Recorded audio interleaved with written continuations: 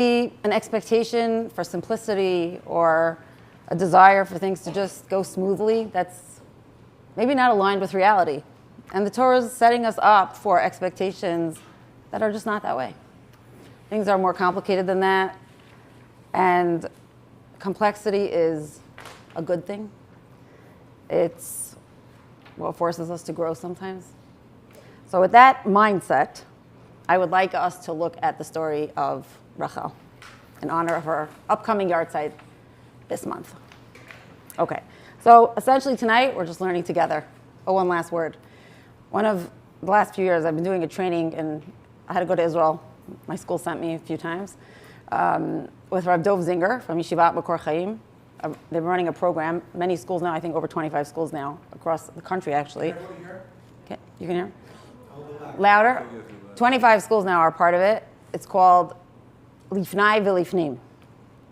Rav Dov Zinger is the father of the program. And one of the things he says is that we all know the term Kriyat HaTorah, Kriyat HaTorah, when the Torah is read, right? But Kriyat HaTorah, Vayikra, also means to call out. Kriyat HaTorah, the Torah, calls out. It must call out to us. It's not just read, it calls, it has a voice. So I hope it's not a goal that's too lofty, but I hope, and my aim always when we learn, is that it's not my voice that you hear, it's the voice of the Torah itself. That's what I would like in the next few minutes to open up. Okay, so let's unlock the story of Rachel. Where do we meet her? What's the background? Obviously, we're jumping in the middle of the story in source 1. So let's just sketch out a little bit of what came before, okay? So we have the previous chapter that's not on this page. Yaakov stole the brachot. Things are really rough for him. His mother overhears his twin brother Esav plotting to kill him. And she doesn't want that to happen. So she runs to Yitzchak and she says, she doesn't say the true story. She says, I don't want him marrying a woman from here. It's too much for me. We have to send him back to my family to find a wife. So Yitzchak calls Yaakov in and says, go to your mother's family to find a wife. Okay? And there he goes. Okay? So he goes to the home of his mother back in Haran to find a wife. Okay?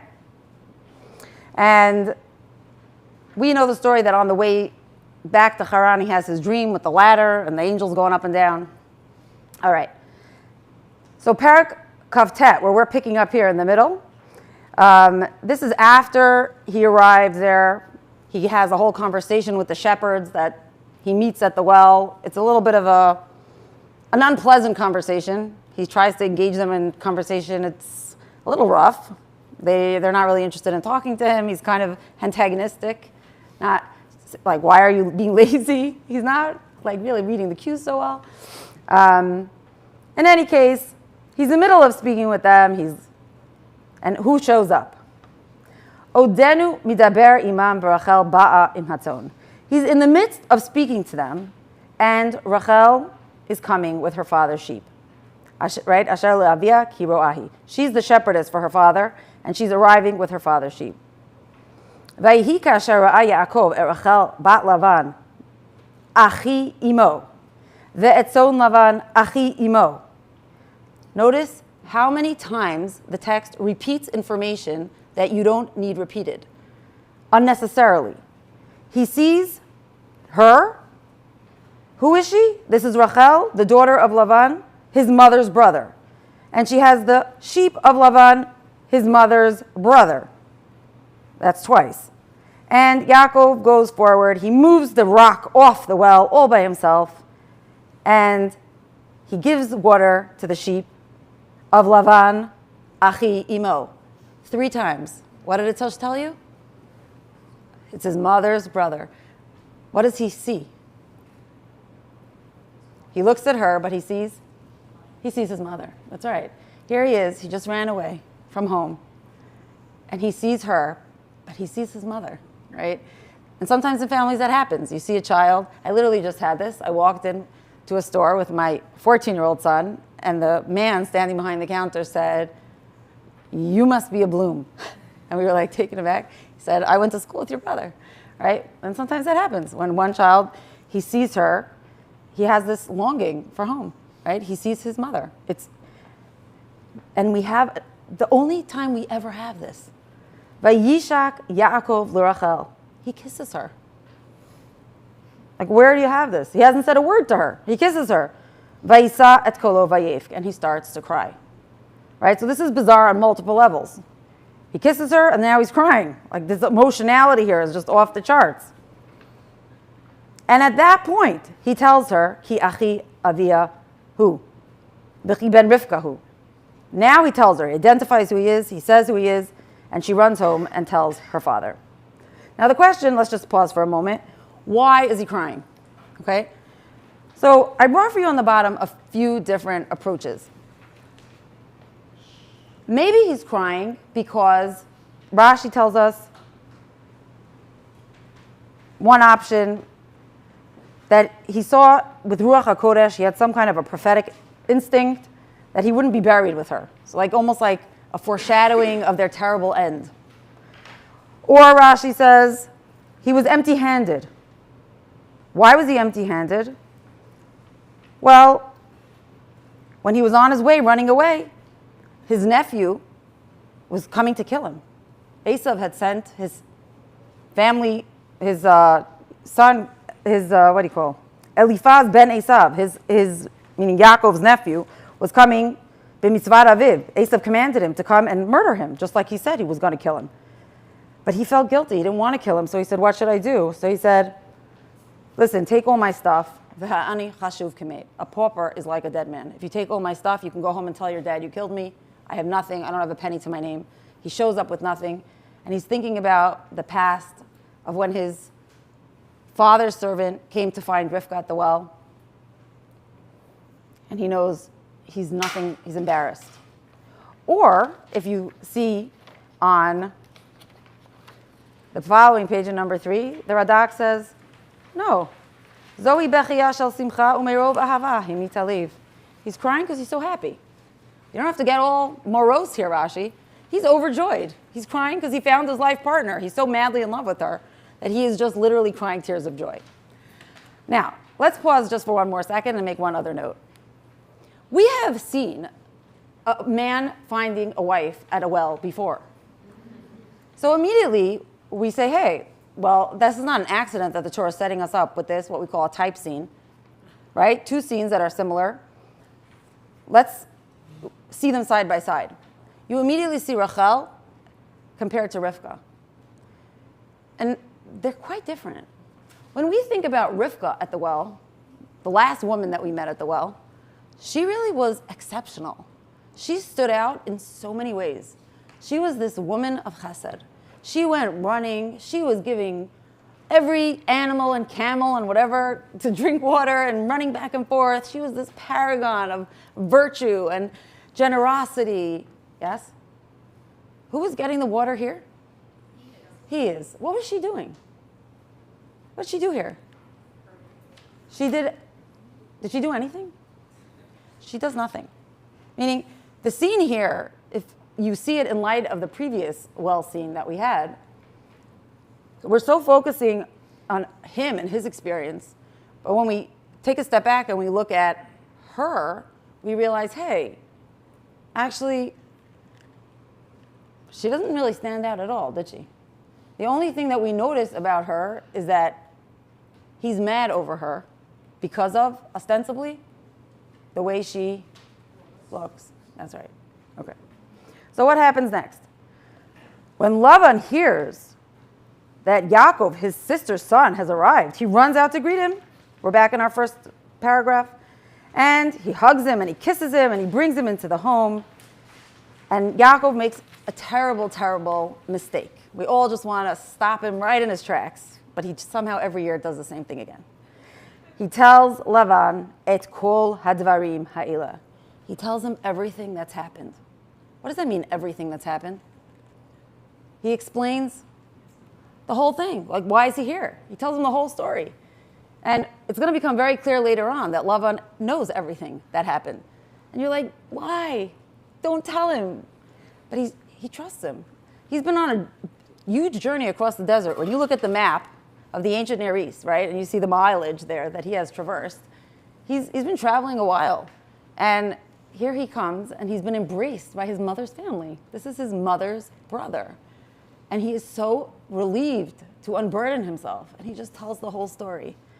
And the reaction he gets, right? He just wants to tell. And of course, it's going to come back and he's going to pay a price for telling the truth. Okay.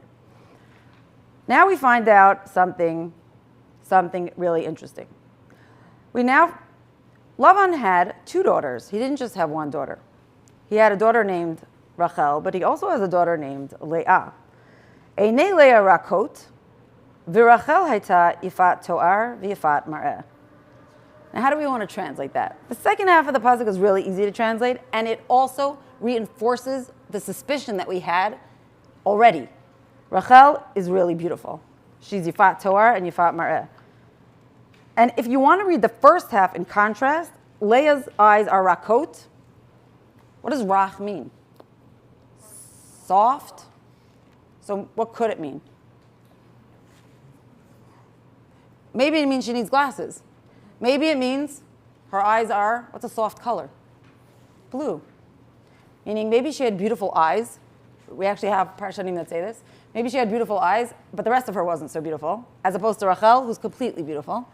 Maybe her eyes were weak, not great eyes, and maybe that's why she's not going out with the sheep, and only she is, because she's sensitive to the sun.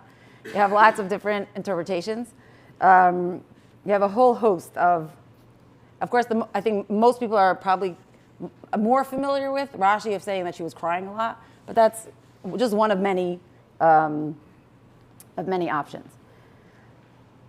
Vayahav Yaakov et Rachel. Yaakov loves Rachel. He loves her. Vayomer, and he says, I will work for her for 7 years, for Rachel, your younger daughter. And now Lavan's reaction. Tov titio talach mititio tali ishacher. Better give her to you than someone else. Shvai madi, so stay here. Vayavod Yaakov Rachel sheva shanim, vayu beinav ki yamim echadim ba'avat ha'ota. He works for her for 7 years, and it just passes quickly because he loves her so much. So now the Torah's told us twice that he loves her. Not once, twice. He really, really loves her. And the days have passed quickly because he loves her so much. Okay. Now, what did I leave out? What I left out before we move into our second episode is the fact that Lavan's going to trick him, and he's going to marry, after the 7 years, Leah and not Rachel.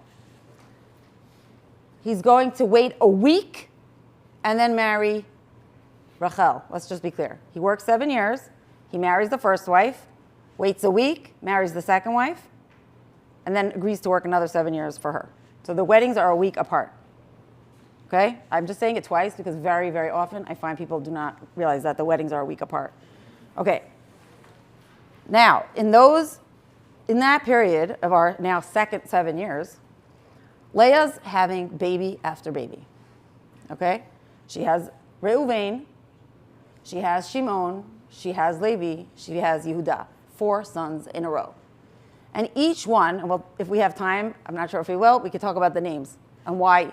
Right? We can mention quickly, but I brought you an essay at the end, one of my favorites, but it's a present if we don't get to it. We may. Reuven, she says, God sees that I'm hated. The Parshanim, there are some incredibly painful Parshanim on these names. God sees that I'm hated. Some go so far as to say it was visible that she was hated. Do what you want with that. Then Shimon, you could hear. He wasn't nothing visible anymore, but maybe he was Yaakov was angry at her. He was mean to her. It was a verbal thing. Then, by the time Levi comes along, Hapam Yilaveh Ishielai, Yaakov names him. The first 2 names she gave. The third time, we see the father getting involved. But by the time that 4th son is born, hapam odet Hashem. She just wants to say thank you. We have a baby born. Something massive has shifted in the relationship between Yaakov and Leah. Baby after baby. Now imagine here we have these two tents side by side. In one of them we have diapers and toys and a swing and strollers, and at this point I can give you a long list of gear, and you know how the baby gear just like fills up the tent, okay? It's just like, wow. And the relationship is building between the two of them. And in the other tent, and maybe it's perfect and everything looks great, but there are no kids, okay? And into that, we have this next verse. Vatera Rachel ki lo yalda Yaakov. Rachel does not have any children. Vatkane Rachel ba'achota. She is jealous. Okay? Now the Torah uses that word very purposefully. She is jealous. Vatomer el Yaakov, and she says to Yaakov, Havali banim ve'im ayin mita anochi. Havali banim, give me children, and if not, mita anochi. I will die. I will die. That's what she says. Vayichar av Yaakov barachel, he gets angry at her. Vayomer, and he says, Hatachar elokim anochi asher manami mech pribatan. Am I instead of God who prevented you from having children? I think these are two of the most painful verses in the entire Torah. Every time I read them, I feel myself choking up, right? Now, before we go anywhere, you're in a tough place because this is the only time Yaakov gets angry at any of his wives, and it's at her. And if he's justified in getting angry at her, so then what's going on with her? Meaning, the more you defend him, the worse she looks. The more you defend her, the worse he looks. You can't really get out of this story without somebody looking like they're doing something wrong, right? Now, most of the Rishonim that we'll see are going to defend him, but we're not going to end with that. But I want to show you the positions. So let's just start first with the jealousy, okay? You have Midrashim reinterpreting the jealousy, but you have some taking it literally. I'll show you both of them. In source 5, we have Amar Rabbi Yitzchak. Oh, what does it mean that she was jealous? Shekinata b'maaseh hatovim. Amra ilulei shehitzadeket lo hayta yoledet. What was she jealous of? She was jealous of her good deeds. That's what she was jealous of. And Rashi in 7 is based on that midrash. Ilulei shetzadka mimeni lo zachta lebanim. She must be more righteous than me. But when you read it yourself, what did you think she was jealous of? And not just the children, what? Yeah. So, something, meaning at least in the beginning she had his love. But as that shifted and she watched him get attached, you can imagine, night after night, and suddenly he's going there first. Well, he has 4 kids with her, right? And now she's all by herself. So Rashi's painting a very particular view of Rachel, but we have other midrashim that look in a little bit of a different direction. Look in 6 for a second. Okay? Hope you're going to forgive me for bringing this midrash. Ready? Rabbanan Amrei Arba Midot Ne'emru B'Nashim. The rabbis say there are 4 character traits that are about women. Gargaraniot, Zaitaniot, Atzlaniot, Kananiot. Ready? Here we translate. Gargaraniot Mechava. Well, they like to eat. What does that mean? That Chava ate from the tree. Zaitaniot, they eavesdrop. They're into gossip. How do you know? Sarah was listening at the tent. Atzlaniot, they're lazy. How do you know they're lazy? Because Avram had to tell Sarah, hurry up, go bake the matzah. Kananiot, they're jealous. How do you know they're jealous? Dichtiv, vat kanei Rachel ba'achota. Now, what's the midrash doing in that context? 100%. Taking her jealousy. That's not jealous of what? Her masa hatovim. That's not saying, oh, she's jealous of her good deeds. That's saying she's jealous. That's real. Okay. So we have both positions brought down in the midrash. I think the bigger question here, to me anyway, isn't about her feelings. I think the bigger question here is, what's this conversation between them? When she says, Hava libanim v'im'ayin meita anochi, what was she asking of him? And then why is he getting angry? What does she want him to do? What's his response all about? So we have a few kind of like, I brought you like in a number of approaches, some worse than others, okay, of how the Rishonim, most of them, these are our medieval exegetes ranging over the course of a few hundred years, and within a range, they're going to defend him and not her. And their primary approach is that she was misunderstanding something, and he was angry at her for not understanding something fundamental about God or herself. Okay, so here's the Ramban. By the way, do you hear something else in his response that might be upsetting? God who held back children from you. What do you mean from you? Because he has kids. That's right. Okay. So here's the Ramban. The Ramban has two major points, and they're both very sharp in his defense of Yaakov. He says, first of all, Yaakov was angry at her for threatening to kill herself. He says, what are you saying that you're going to, shetamid atzma betzar? What are you saying that you're going to be in so much pain that you're going to die from that? Dibra shalo kahogen bekinata. In her jealousy, she spoke in an inappropriate manner. Why? Because she thought that by saying that Yaakov loved her so desperately that he would throw himself into a situation of such overwhelming fasting and put on sackcloth and pray so over the top until God would be forced to give in to him. Ad sheyu labanim, shelo tamut betzara. Vayichar af Yaakov she'ein tfilat hatzadikim biadam shetishma v'taneh al kol panim. ובעבור שדיברה דרך געגועי הנשים, האהובות, להפחידו במיטתה חרה אפו. Two parts. Number one, you're manipulating me by taking my love for you and using it to try to force me to behave a certain way. And number two, that's not how prayer works. You can't pray and force God to do what you want. God does what he wants. Just because I'm going to put on sackcloth and start threatening and screaming and shrieking or doing some other crazy action, it doesn't mean it's going to work. You're having a misconception of what prayer is. So he's angry at her for two things. For the manipulation of using his love for her against him, trying to control him, and also not understanding what prayer is, the fundamental mechanism of how prayer works. And then the Ramban has a side point, which he says it's impossible that he wasn't praying for her, his beloved wife. He says, impossible that he wasn't praying. What is she talking about? Okay. The Radak, I forgot what time I have until. Keep going. What's it? Until 9:15? Okay. So the Radak in number 9, he actually goes even a bit further, and he says that Yaakov said, I'm doing everything I possibly can. And I'll just read you the last two lines. Lefikach hara af Yaakov lefi shetalta hakoach bo velo ba'el asher lo hakoach vayecholet ad akara yalda shiv'a.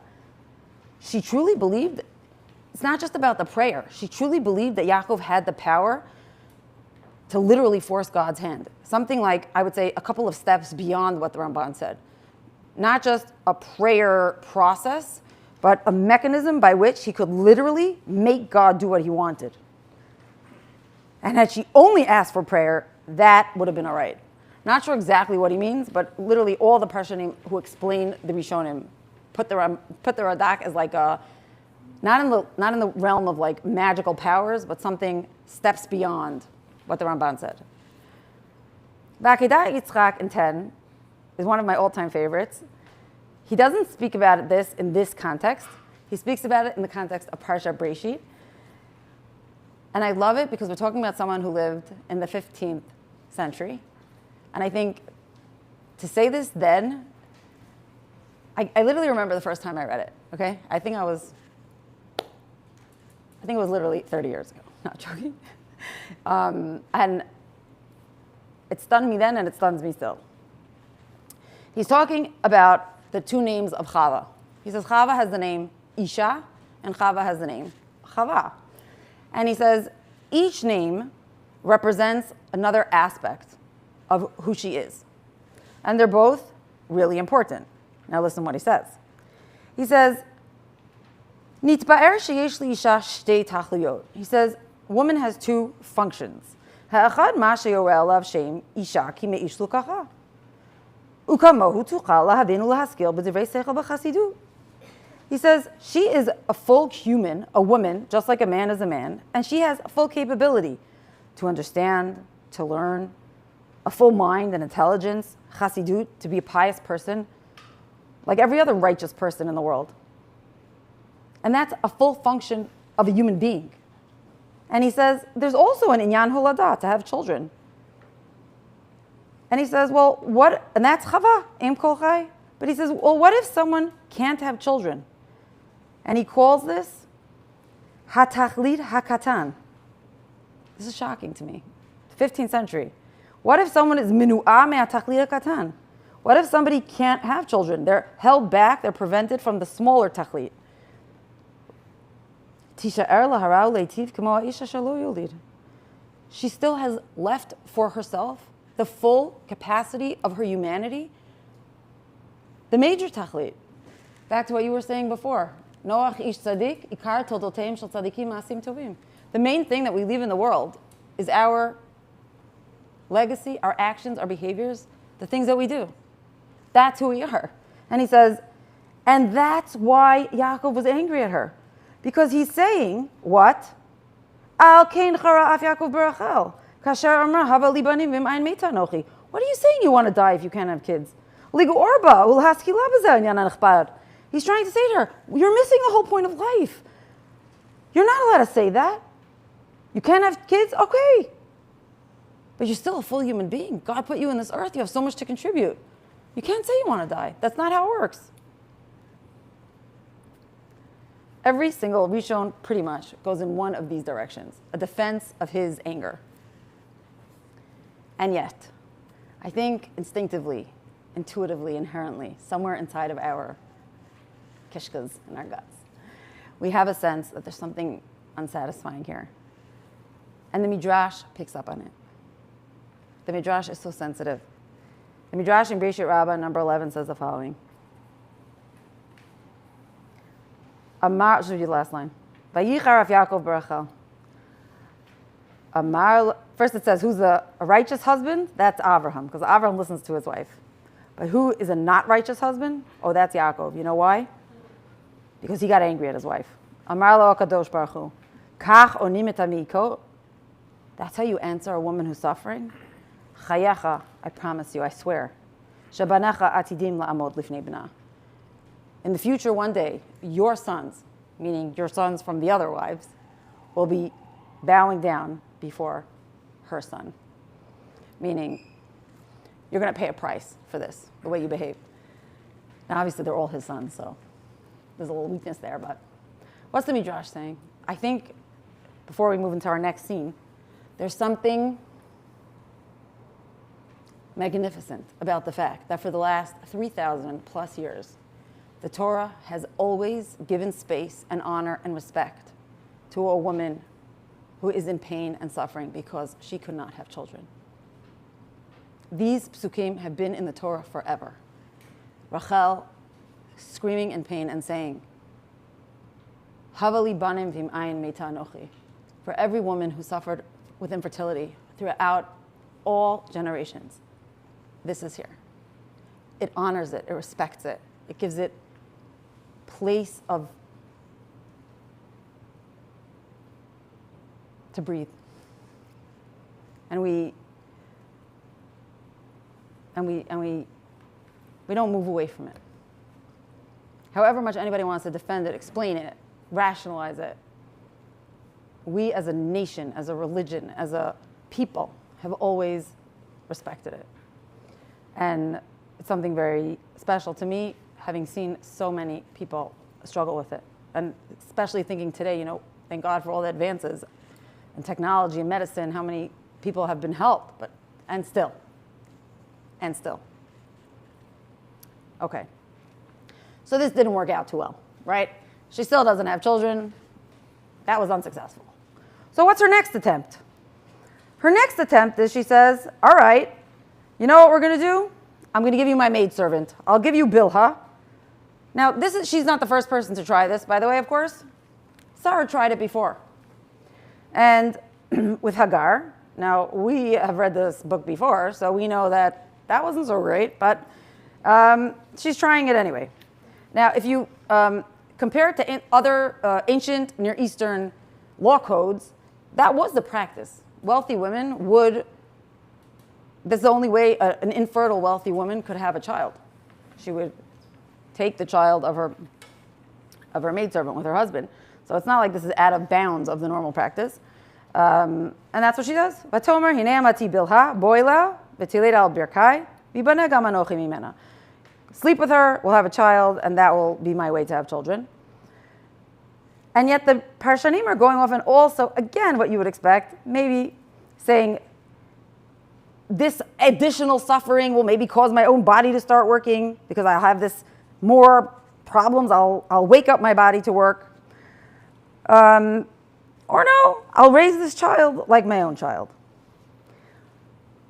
But now we have an incredible moment because when the Torah now allows us a window into the names that Rachel gives these two children that Bilhah's going to have.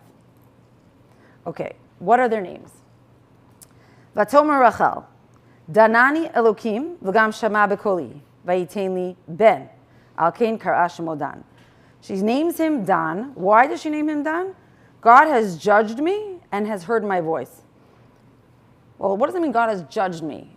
The English here says vindicated me. There's been a judgment, a court case. Judge me against who? Or against whom? Am I being compared to someone? It's not totally clear. But when we get to the second son, then we know. Where's in her mind? V'atar od v'ateled bilha shifchat Rachel ben sheni liYaakov. V'atomer Rachel naftule Elokim niftalti im achoti gam yacholti. V'tikra shmo Naftali. She says, I have been wrestling with my sister, and I can also do something. I'm also successful. And she calls him Naphtali. So what's going on for her? She's literally in a competition with her sister, and she finally has these two kids, and she says, I've produced something.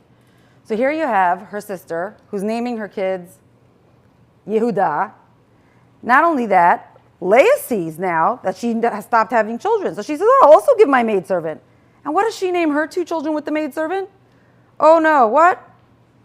God, why God? And Asher. What does that mean? Ki yishruni bano. She says, oh, I'm fortunate and I'm joyous. I'm so lucky. I'm so happy. Meaning, this one is having judgment and wrestling with her sister and can finally do something. Gam yacholti, I finally. And this sister is full of joy and so happy. Like, you feel the energy in these two places. Like this is very, very, very different. This one is, the diapers are flying, the toys, the sun is shining, and this is a heavy, heavy, serious place. She's wrestling with her sister. She totally doesn't know what's going on. You feel like the two of them are just in completely different places.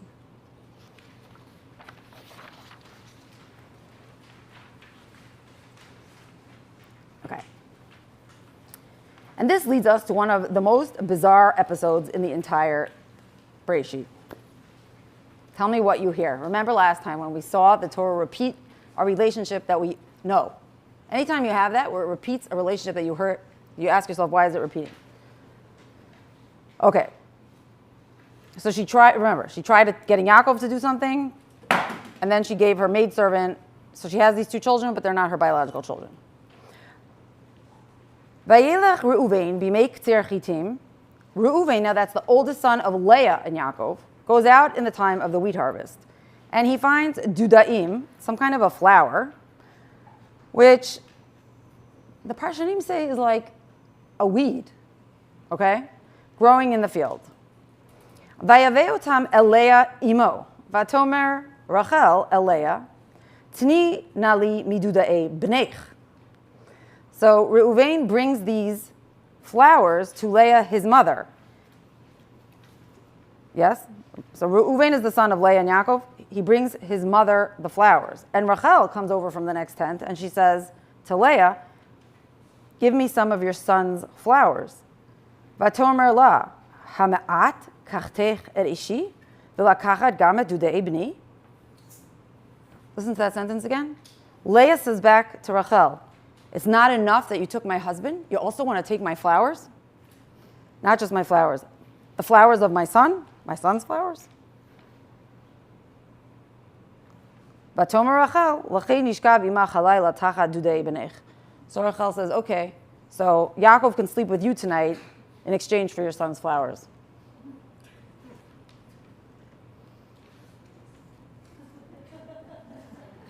Wow, that's like...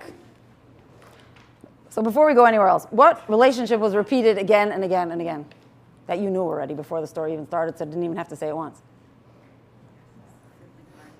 Which one? Listen again. Vayelech Reuven b'mei k'tzir chitim, vayimtza dudaim basadeh, vayavei otam el Leah imo.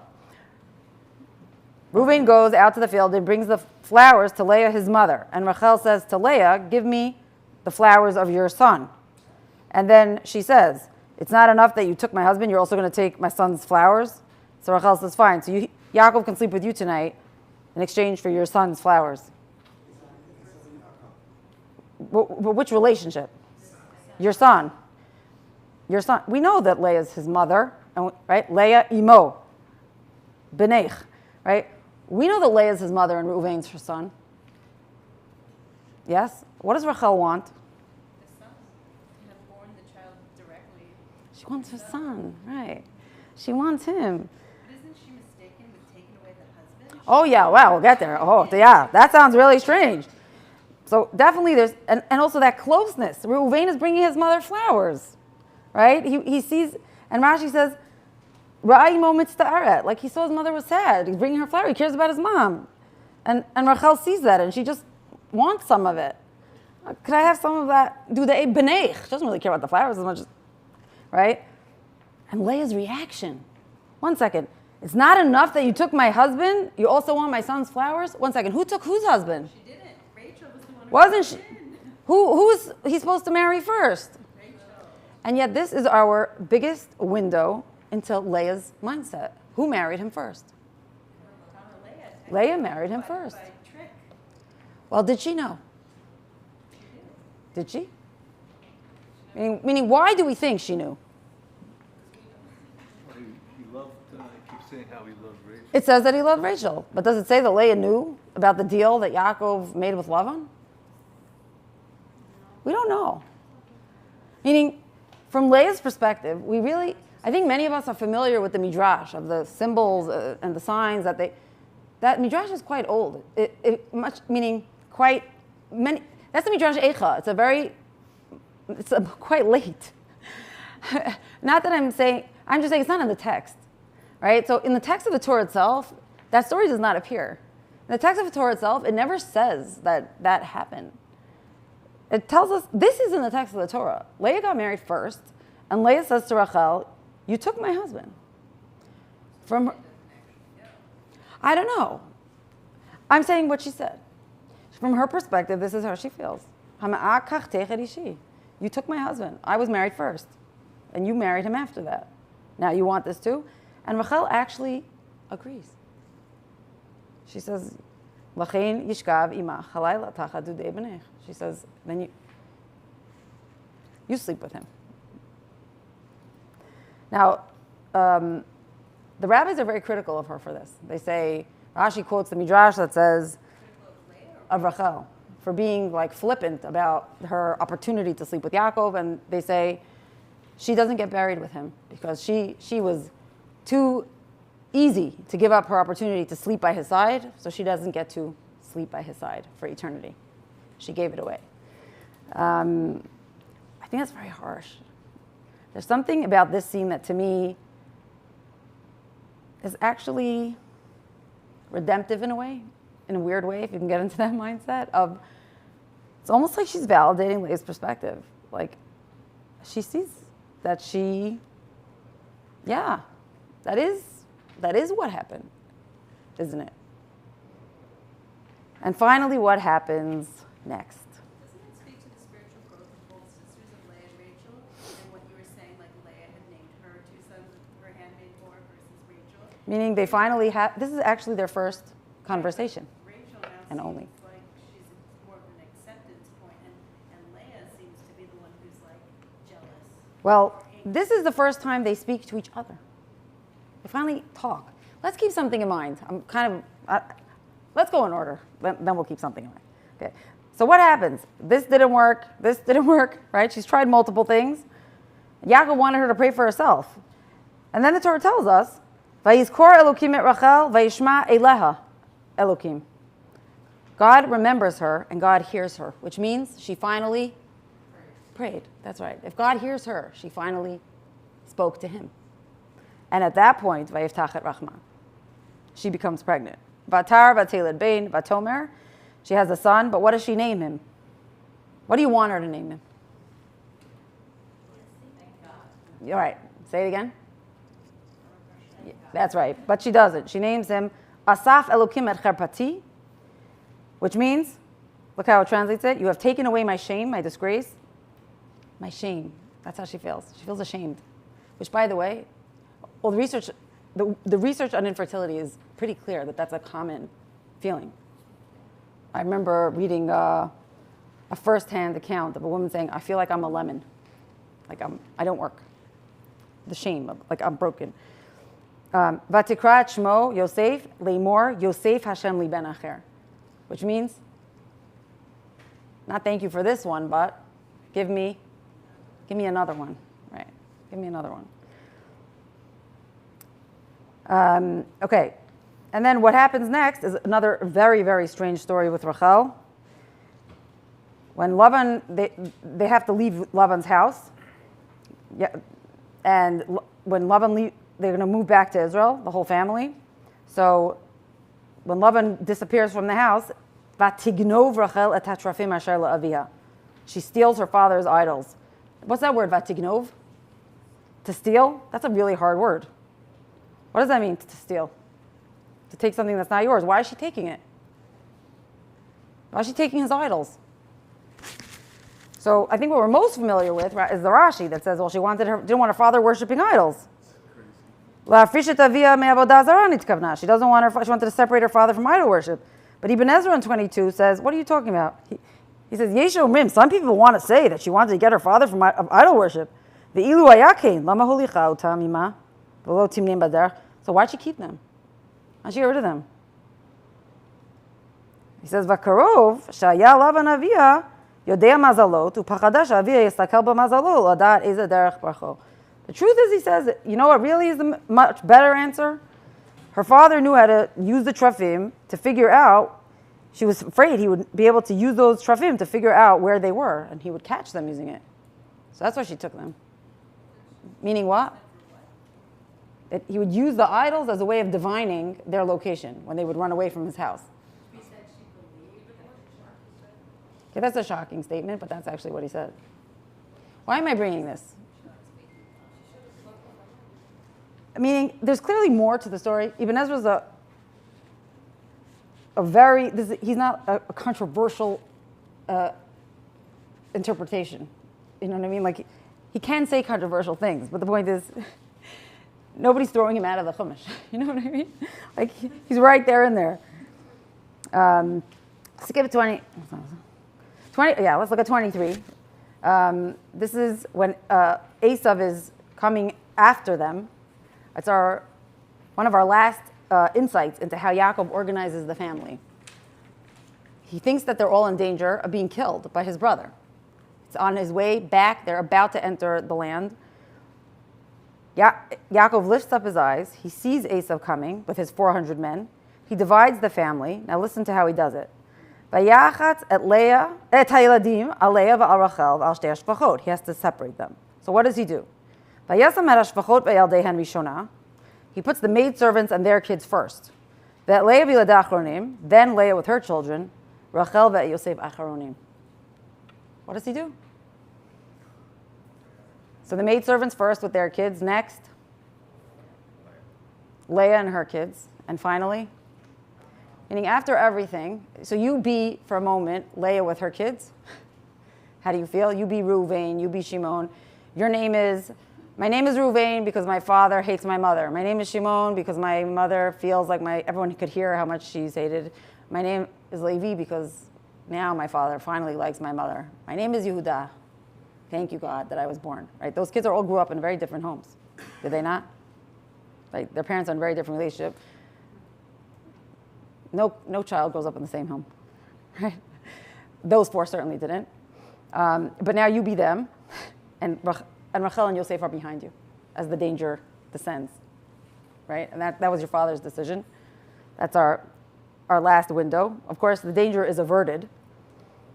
And then how does the story end? Vayis'u mi Beit El, vayehi od kivrat haaretz lavo Ephrata, vateled Rachel vatkash belita.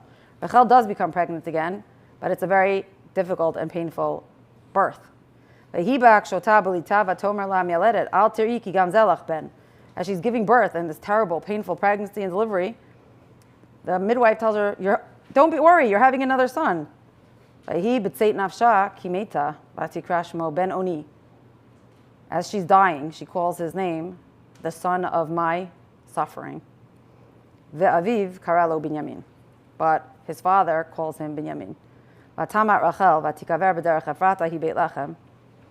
And she dies. And she is buried in Beit Lechem. Vayitzav Yaakov matzeva al kfurata hi matzevet kfurat Rachel ad hayom. And Yaakov sets up a matzeva for her and leaves her there. So my question to you is this. Let's think for a moment.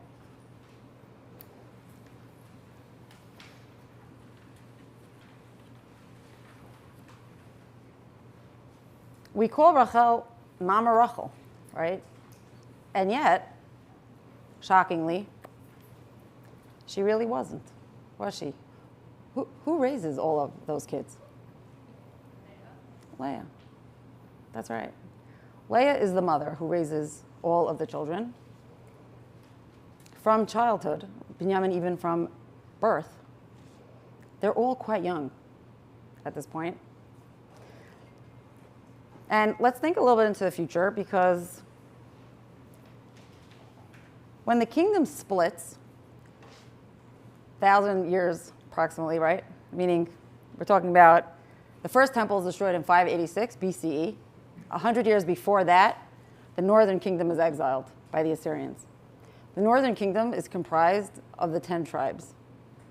The southern kingdom is Judah and Benjamin, right?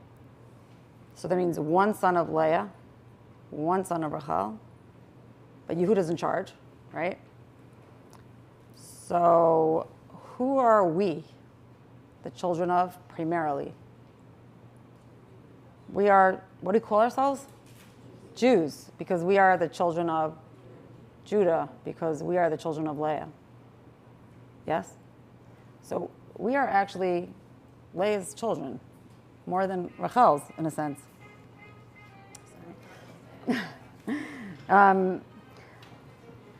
So then, where does it come from that we think of her as this Mama Rachel? Like, Rachel Imenu, this mother figure. Like, what is that?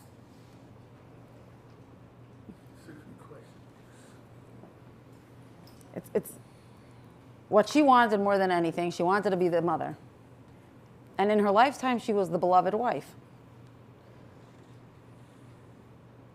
Well, we'll see what Yirmiyahu, God gives a prophecy much later, at the time of the destruction of the first temple. God makes her the mother.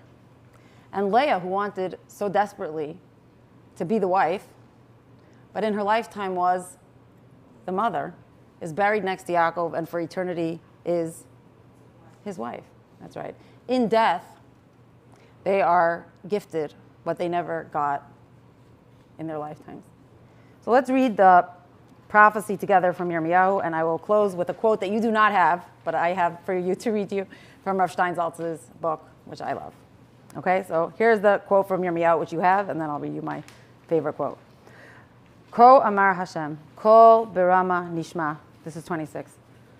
Nihi b'chi tamurim, Rachel mevaka al baneha, me'ana lihinachim al baneha, ki enenu.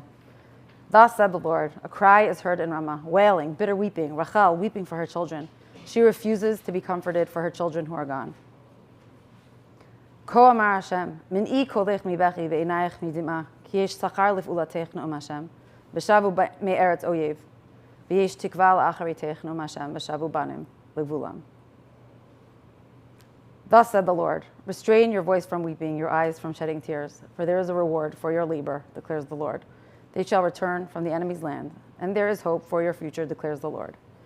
Your children shall return to their country. B'shavu banim levulam. I think this last few weeks we have been very blessed to see some of that prophecy come true. And I will close with this magnificent quote from Rav Steinsaltz in his book, Biblical Images. Rachel is the mother who understands pain and anguish, and her tomb has become the place of pilgrimage for all those who sorrow and mourn, and it is to her that people come to pour out their hearts. She herself was yearning for an unfulfilled dream, yearnings that are never fully realized. She is an object of desire and hope, of ambition and aspiration. She must remain forever expectant, forever awaiting fulfillment. Both personally and symbolically, she is perhaps one of the most poignant expressions of the person who has everything and yet remains lacking. As the mother of the nation, which did not, after all, issue entirely from her offspring, Rachel, weeping for her sons, is suited to see the tragic future of exile and suffering. It is exile that, in fact, epitomizes the grief of Rachel. Whether it is for a homeland won and later snatched away, or whether it is for long years of waiting for the consummation of a youthful love, or whether it is death at the moment of fulfillment. The mythical Rachel, weeping for her sons, waiting for their return from exile, repeats and redeems the story of her personal life. Therefore, in the history of the people, as in the life of Rachel herself, there is repentance and comfort. Although Rachel died, there is hope and a promise that her children will come home.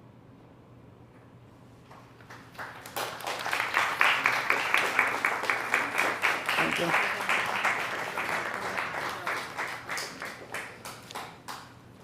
I don't know if you do questions now, if anybody wants. What was the book that you mentioned? Biblical Images. Rav Adin Steinsaltz, but if you want recommendations, I would love to, I could recommend a few others. Book's my favorite. Yeah.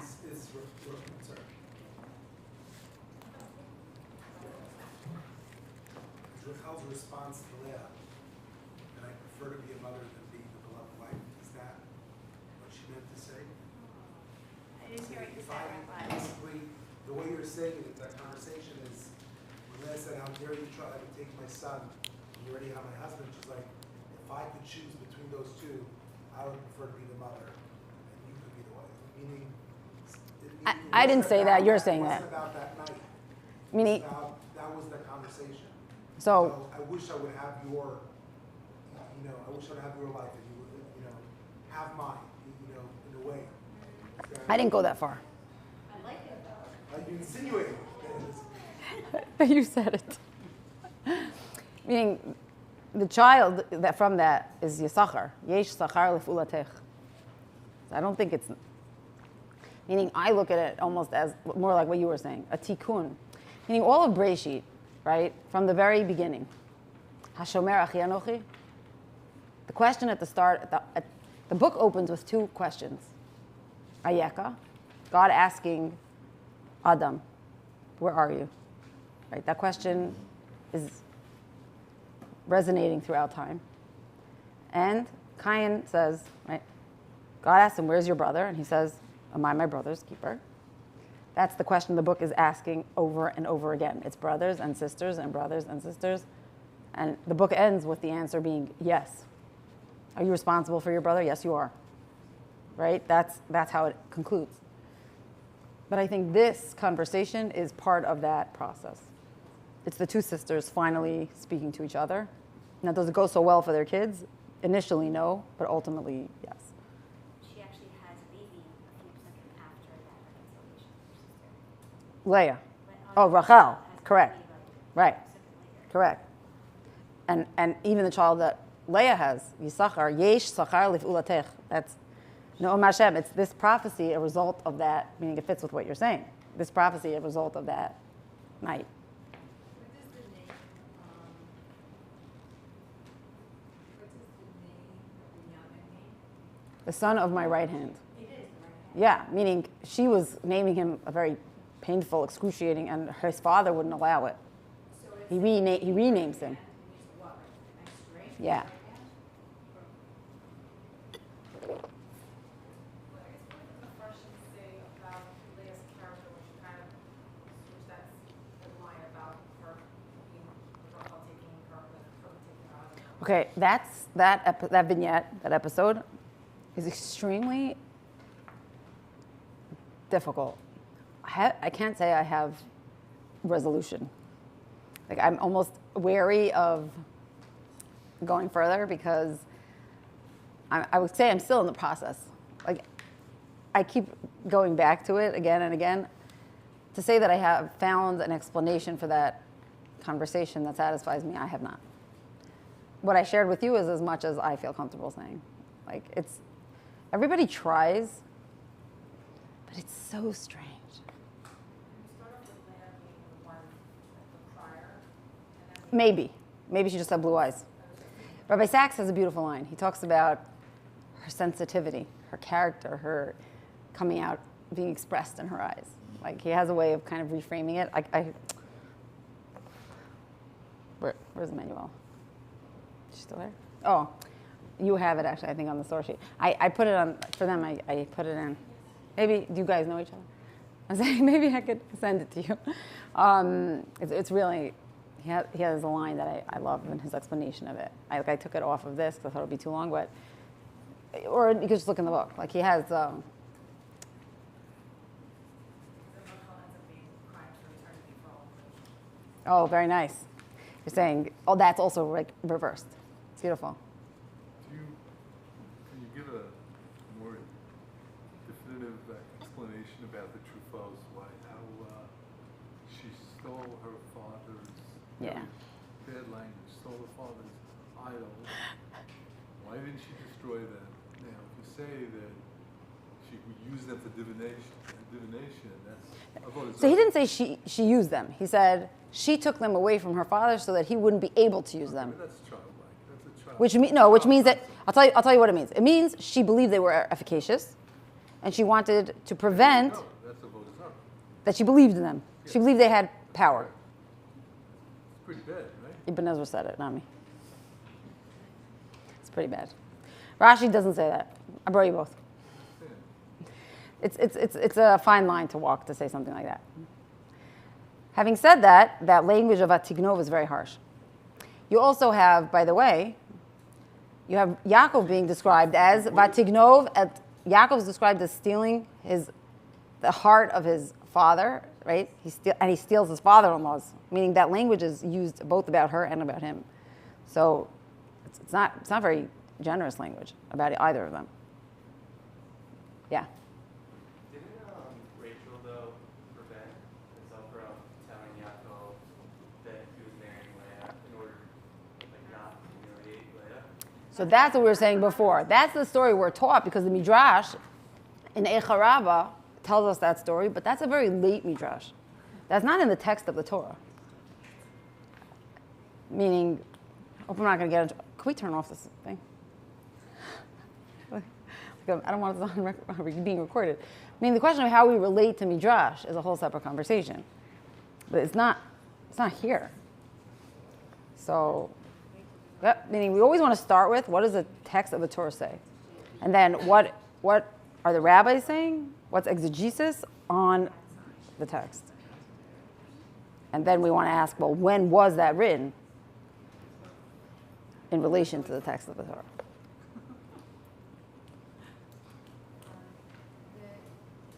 The way that Rachel's story is told is she's crying, and then her wish is fulfilled, and still not enough.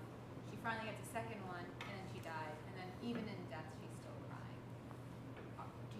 Are there midrashim or thoughts on if Rachel ever makes peace with Hashem, maybe, or not to say she doesn't, but it's think she's probably one of the most tragic figures. I don't know, is there peace to be made in that? So sad. I just find her very tragic. She's very sad. I don't know if there's peace to be made in that painful place. I think that's part of why we as a people have always loved to pray at her gravesite. We think of her as being a place to identify with our pain. When we're suffering, she suffered.